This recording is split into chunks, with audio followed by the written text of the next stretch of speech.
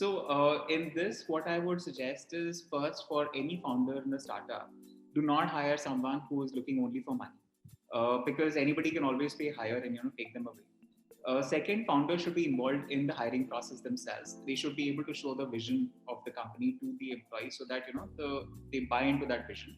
The second is, I mean, the founder should also, when they are interviewing the person, make sure, or the HR team which is there, or the top management team that is there, that the person is aligned with the culture of the organization.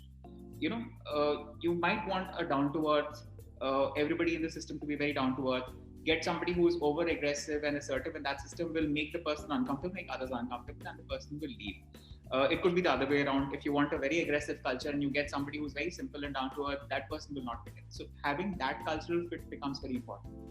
Apart from that, create a USP of your company which is not easily replicable. So you cannot just get people on the basis of just money, as I said. So you have to have something which others cannot easily replicate, like flexibility of timings.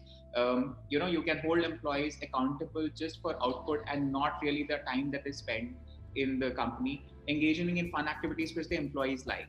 Apart from that, you can also engage some external agency to keep a pulse on the employees sentiments and satisfaction levels. So you can get apps nowadays which can do a quick pulse survey and see. So much before an employee leaves, you get to know that okay, there is a potential problem, and it is typically done on an external agency or an app or something which is anonymous, so that you get to know some kind of signs based on the questions that this employee is not comfortable in the current work situation.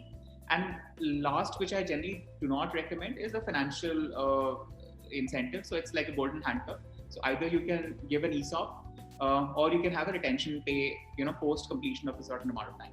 That's pretty much what a founder can do.